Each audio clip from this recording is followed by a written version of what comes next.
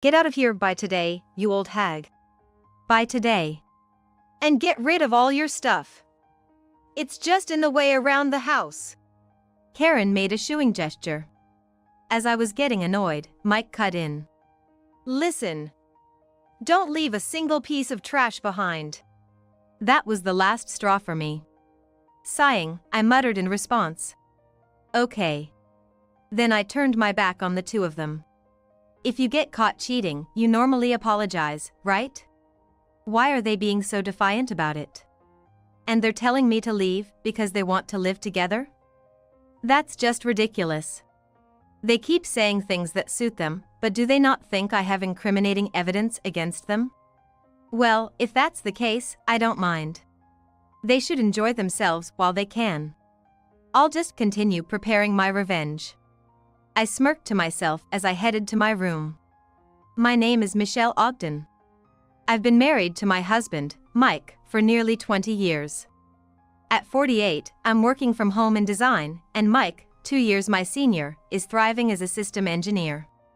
Our son, Nick, born right after we got married, is now 19 and a respectable college student. You might imagine a happy family hearing this. But in reality, it's not the case. Lately, I've been suspicious of Mike's behavior. On weekends, he sneaks out of the house. Even on weekdays, he comes home pretty late. And when he's at home, he never answers the phone in front of me. It's clear as day he's cheating. If he's cheating, I guess divorce is the only option. Lately, I find myself thinking this more and more. Looking back, Mike's attitude changed a few years ago. It was when Nick was in middle school and our expenses started to pile up. Despite this, Mike's salary was gradually decreasing. When I asked why, Mike said, "The economy's bad, and the company's struggling." There wasn't much I could do. I cut back on our living expenses. But that wasn't enough. So, I thought about getting a job and discussed it with Mike. You know, I'm thinking of getting a part-time job. Huh? We're short on cash? There are Nick's tutoring fees too. I confided in Mike about our financial struggles. Then, suddenly, he started to get angry. "It's because you're wasting money." I was taken aback by Mike's behavior. Sure, we had argued a few times before. But this was completely different from anything I'd experienced with him. Even though I thought something was off, I retorted. "I don't waste money." "So, you're just a loser, huh? Everyone's so incompetent." He continued complaining about how everyone at his company couldn't do their jobs right. He even had to help with sales, he grumbled. In the end, I gave up on discussing the matter with him. Then, a former colleague from the company I worked at before our marriage, who had recently started her own business, contacted me asking for help. It had been over a decade since I left that job when I got married. There was a bit of a gap, but I couldn't miss this opportunity. I eagerly accepted her offer. That's how I started working from home in design. Of course, I told Mike about it. But he just said okay. And didn't seem very interested. He barely listened to what I had to say. Nevertheless, I had officially informed him. I continued my work with pride. Then, on a certain weekday, while I was working, Nick unexpectedly came home. "I'm home." "What's up? Why are you home at this time?" It was just past noon. At that time, Nick was in middle school. He should have had classes until the evening and then club activities. There was no way he should be home at this hour. "Didn't I tell you today's the start of midterms?" I suddenly remembered. Looking at the calendar, it indeed had tests written on it. I forgot.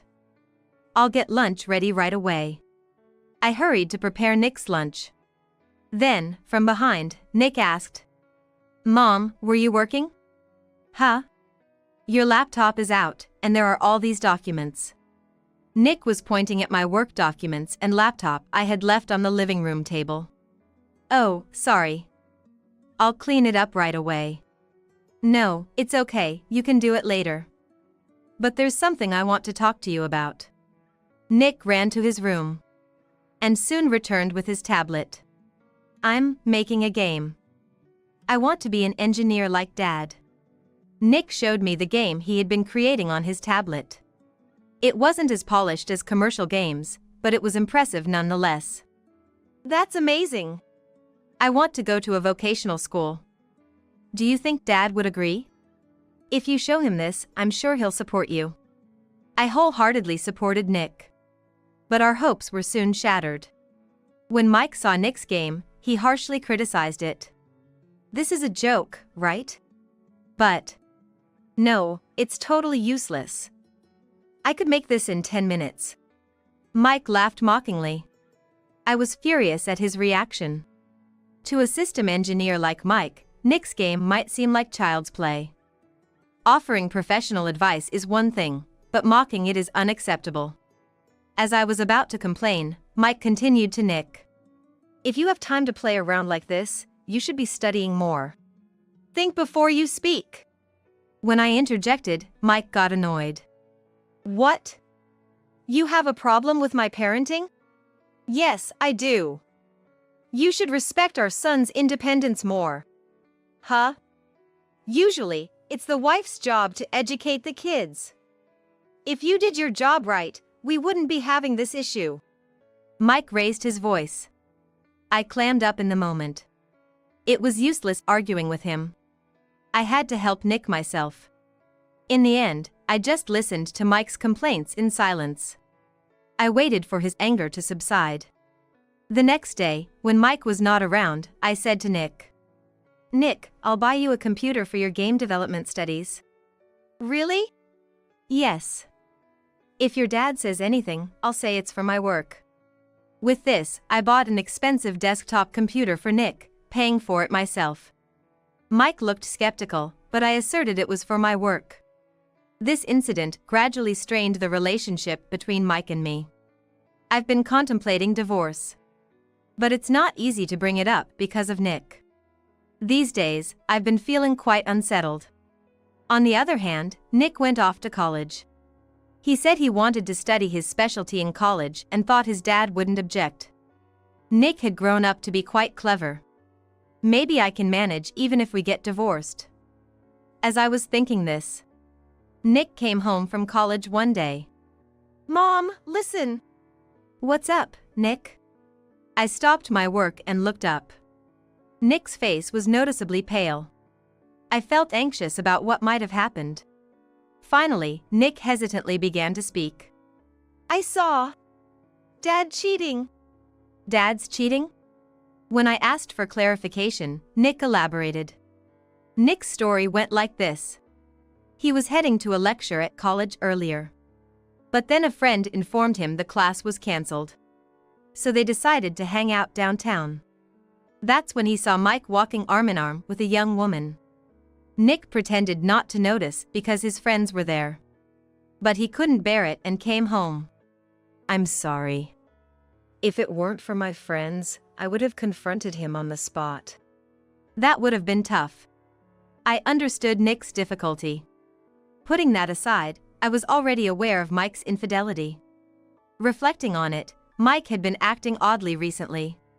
He leaves early on weekends and comes home late on weekdays. He talks on the phone secretly when he's at home. It was impossible not to suspect something. That's why I had already requested an investigation into Mike's behavior. I already had the results. When I told this to Nick, he looked surprised and asked me, "So you were calm about it? Are you gonna divorce?" Well, the investigation results were positive, so probably. Okay. If that's your decision, I won't say anything. That made things easier. I intended to confront Mike when he came home that night. But he didn't return. He must have realized Nick had seen him. Mike finally came back the following Sunday, bringing an unfamiliar young woman with him. So this is the mistress. As I was thinking, the woman introduced herself. Hello, I'm Karen. I've been dating Mike. Her insincere greeting infuriated me. Mike then spoke to me. So, I'm gonna live with Karen. We're getting a divorce, so please leave. What's the reason? A smart guy like me deserves a young girl, not an old lady like you. Mike smirked. I couldn't believe his audacity but calmly responded. Oh really? That's exactly what I wanted. I replied with sarcasm. Then Karen, looking irritated, pointed at me. An old lady like you acting all high and mighty? Think you can live alone?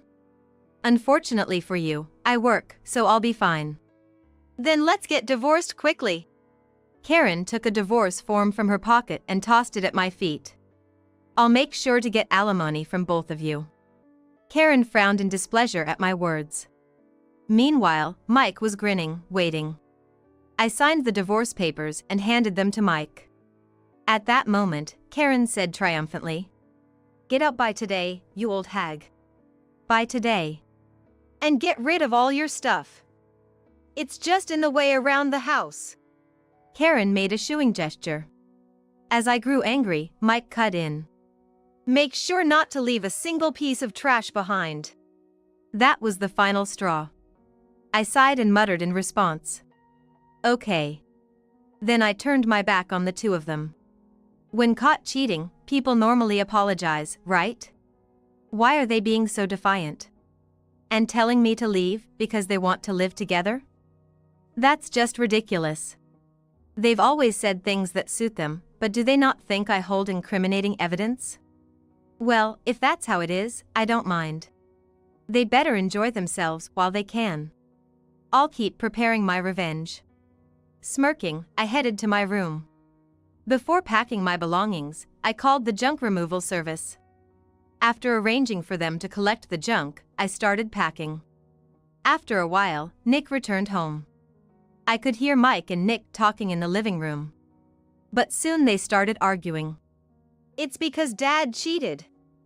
Shouldn't you apologize to Mom first? Shut up. It's none of your business. After their conversation died down, it became quiet. Peeking into the living room, I saw only Nick. Nick? Where's your dad? They left on a trip together. They're ridiculous. Nick stamped his foot. I felt relieved. With Mike gone, I could do as I pleased. Now was my chance for revenge. I smiled at Nick and said, "Nick, I'm divorcing and moving out, will you come with me?" Of course. Then start preparing for the move. And also, I shared a plan with Nick. Hearing it, he willingly started packing. Soon, the junk removal guys arrived. I led them inside the house. Dispose of everything in these 2 rooms, the furniture and appliances. Everything? Even the new stuff? Yes. I'll buy new ones after moving. I asked them to dispose of the furniture and appliances in my room and Nick's. But not in the living room. Those were shared property with Mike. I didn't want to deal with complaints for disposing of them without permission. Anyway, I had them dispose of my things and those I bought. He'll regret it. Later that evening, I left the house. I entrusted my belongings to a moving company. I hadn't decided where to move yet, so I asked them to keep my stuff for a while. Nick and I moved to a nearby hotel. We planned to stay there temporarily. A few days later, during breakfast, Mike called. "Hello? What's up?" "What do you mean, what's up? Did you really throw away the furniture and appliances?" "Huh?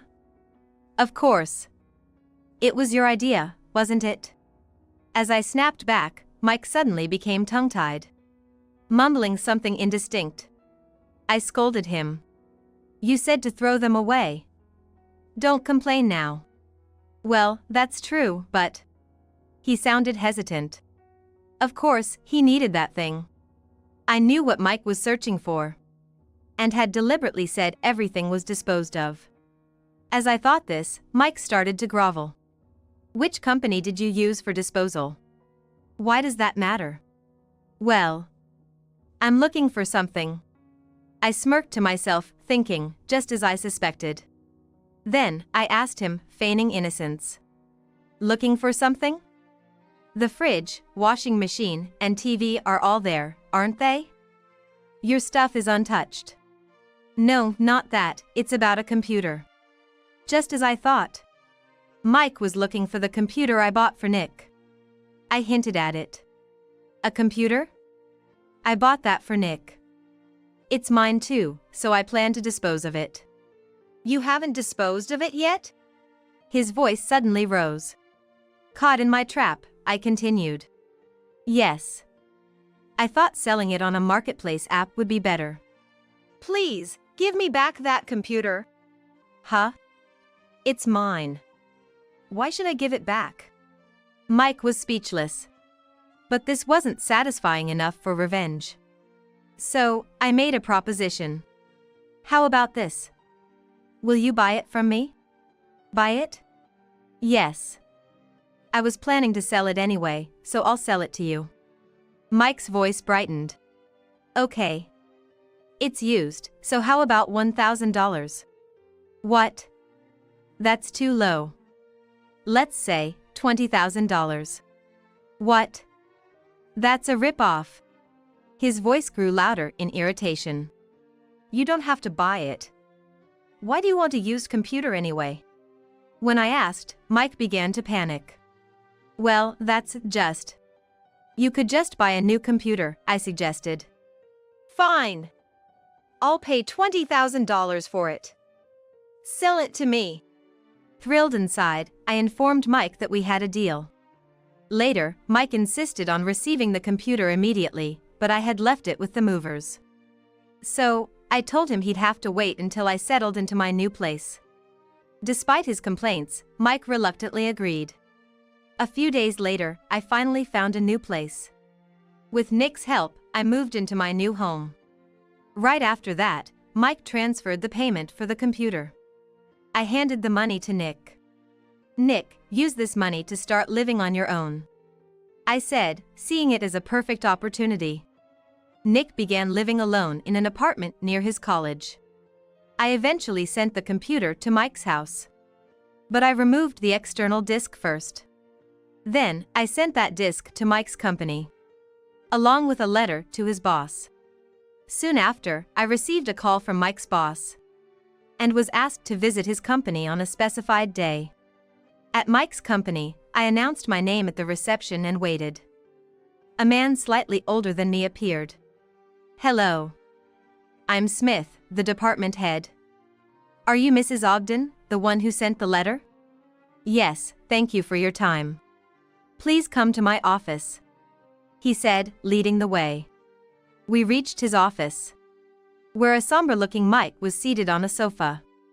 Michelle. Why are you here? Mike exclaimed, standing up suddenly. I'm here for my revenge, I said, smiling, as Mike turned pale. Mr. Smith then intervened. Let's begin our discussion, he suggested, changing Mike's expression. Mike sat down, sweating, as Mr. Smith placed the external disk I sent on the table. First, I'd like to ask you, Mr. Ogden, what's this about? Mr. Smith asked, placing the external disk of the computer on the table. It was the one I had sent to him. Meanwhile, Mike quickly averted his gaze. I don't know what this is about. But this was sent by your ex-wife. Moreover, it contains our company's client data? Mr. Smith gave Mike a stern look. Mike began to stammer out an excuse. It must have gotten mixed in by accident. Our company strictly prohibits taking client data off-site. That's a mistake, Mike should just tell the truth. I was inwardly laughing. This was a little before Mike and I got divorced. He had been acting strangely. One day, when I returned from shopping, Mike was inexplicably sitting in front of Nick's computer, in the living room. Of course, the pretense was that I used it. But there was no reason for Mike to use it, since he had his own computer in his room. Curious, I covertly watched him. He did something on it and then turned it off. I pretended not to notice and checked the computer's contents the next afternoon. There were unfamiliar data files written on the external disk. Looking inside, it was some kind of database. I had a sudden realization. Mike took company data home. Using someone else's computer as a hiding place, how low? I thought. Shortly thereafter, we got divorced. And I took the computer with me. Did Mike not expect me to dispose of it? Maybe he thought I would leave it behind since Nick was using it. Regardless, Mike must be regretting it now. Looking at him, he seemed about to cry. What's going on? Speak clearly. I'm sorry. Mike finally admitted his guilt. Afterward, Mr. Smith scolded Mike severely. Then Mr. Smith said, "Taking company data is a theft crime or a violation of the Unfair Competition Prevention Act." What? No way. I'm going to press charges. As soon as Mr. Smith said this, Mike burst into tears. He apologized to Mr. Smith. I'm so sorry. Please forgive me. No way. You'll face both criminal and civil responsibilities. But, oh no. Mike broke down crying. Watching Mike crumble in tears, I couldn't stop laughing inside. That's what you get for doing strange things. Serves you right. I was thinking about getting revenge for the infidelity when suddenly there was a knock on the door. Then a woman's voice. Did you call, Mr. Smith? Ah, yes, come in. I recognized that voice. As I was thinking, the door opened. Excuse me. Ah! I exclaimed as the woman entered. At the same time, she looked at me. Then she shouted. Ha! Why are you here? It was Karen who raised her voice. It's complicated. Shut up. This is no place for an old lady like you. She then quickly covered her mouth. Noticing Mr. Smith's red face. Mr. Smith, clenching his jaw, gestured for Karen to sit down. She quietly sat where Mike had been. Once she was seated, Mr. Smith asked her. So, Karen, I have a question. You're planning to start your own business, right? Yes. In the same field as our company? Mr. Smith looked at her sternly. Feeling pressured, Karen answered hesitantly. Mr. Smith's conversation then reached a critical point. You're also in charge of managing customer data, right? Is everything okay on your end? Mr. Smith asked Karen. What do you mean? Karen was sweating profusely. At that moment, I realized something. These two were in cahoots. They planned to take out the customer data together. In essence, here's what was happening. Mike and Karen both extracted customer data from their respective companies.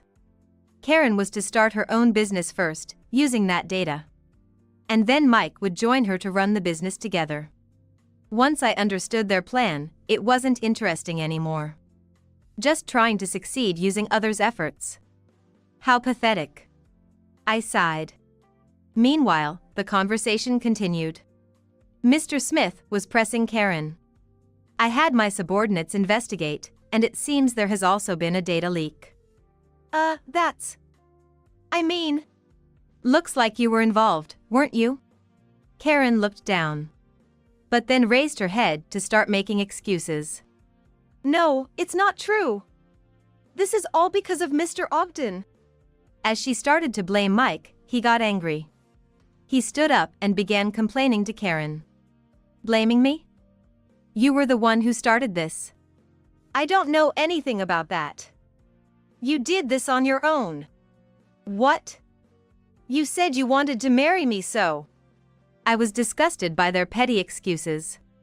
I took out a document from my bag, placed it on the table, and addressed Mike and Karen, who were bickering.